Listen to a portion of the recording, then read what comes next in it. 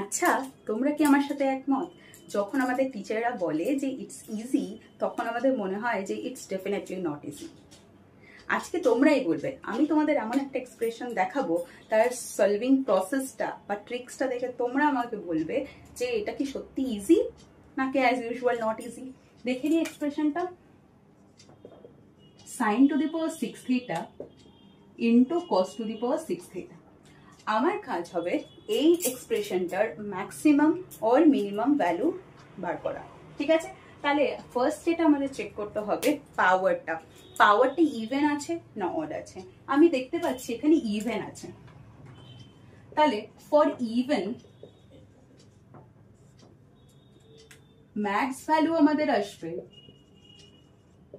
1/2 to the power 6 আর mean value আমাদের আসবে -1/2 to the power 6, which is equal to 1/64 and -1/64। এবার বলো এটাই হলো তো ইজি?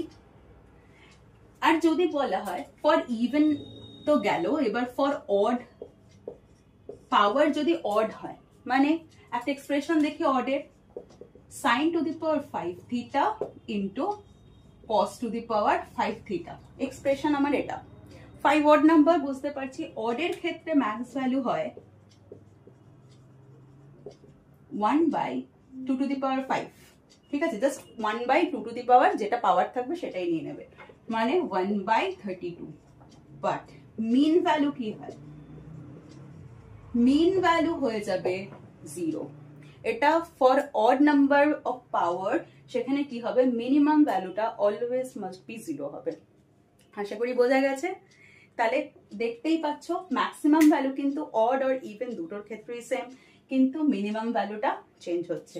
মিনিমাম ভ্যালুটা ফর ইভেন পাওয়ার মাইনাস একটা অ্যাড হচ্ছে, -1/2 to the power 6 হয়ে গেছে। আর অড নাম্বারের জন্য মিনিমাম ভ্যালু এসছে 0। যদি আমাদের এই টিপস অ্যান্ড ট্রিক্সগুলো ভালো লেগে থাকে, দেন অবশ্যই আমাদের চ্যানেলটাকে সাবস্ক্রাইব করো আর বেশি বেশি করে লাইক, শেয়ার অ্যান্ড কমেন্ট করো।